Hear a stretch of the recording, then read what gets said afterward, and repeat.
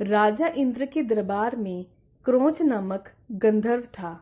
एक बार इंद्र किसी गंभीर विषय पर चर्चा कर रहे थे, लेकिन क्रोंच किसी और कार्य में ही व्यस्त था। वह अप्सराओं से हंसी ठिठोली कर रहा था।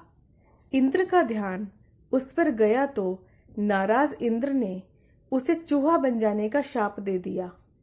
क्रोंच का चंचल स्वभाव तो बदलने से रहा। एक बलवान मूषक के रूप में वह सीधे प्राशर ऋषि के आश्रम में आ गिरा। आते ही उसने भयंकर उत्पात मचा दिया। आश्रम के सारे मिट्टी के पात्र तोड़कर सारा अन्न समाप्त कर दिया। आश्रम की वाटिका उजाड़ डाली। ऋषियों के समस्त वल्कर वस्त्र और ग्रंथ कुतर दिए।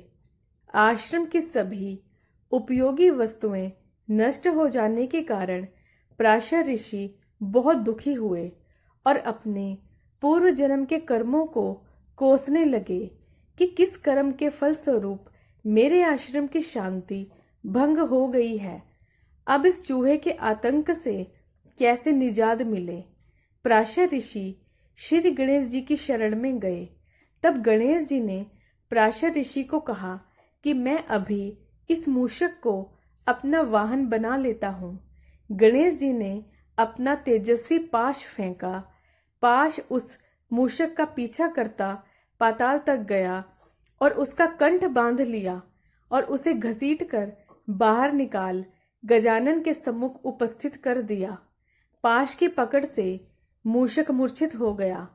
मूर्छा खुलते ही मूषक ने गणेश जी की आराधना शुरू कर दी और अपने प्राणों की भीख मांगने लगा।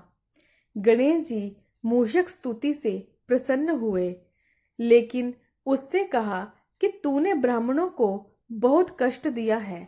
मैंने दुष्टों का नाश करने और साधु पुरुषों के कल्याण के लिए ही अवतार लिया है, लेकिन शरणागत की रक्षा करना भी मेरा परम धर्म है। इसलिए जो चाहे वरदान मांग ले। ऐसा सुनकर उस उत्पाती मूषक का अहंकार जाग उठा। बोला, मुझे आपसे कुछ नहीं मांगना है। आप चाहें तो मुझसे याचना कर सकते हैं।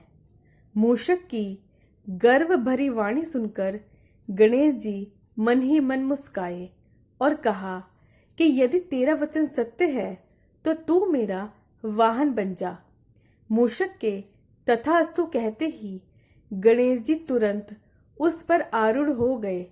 अब भारी भरकम गजानन के भार से दबकर मूषक को प्राणों का संकट बन आया।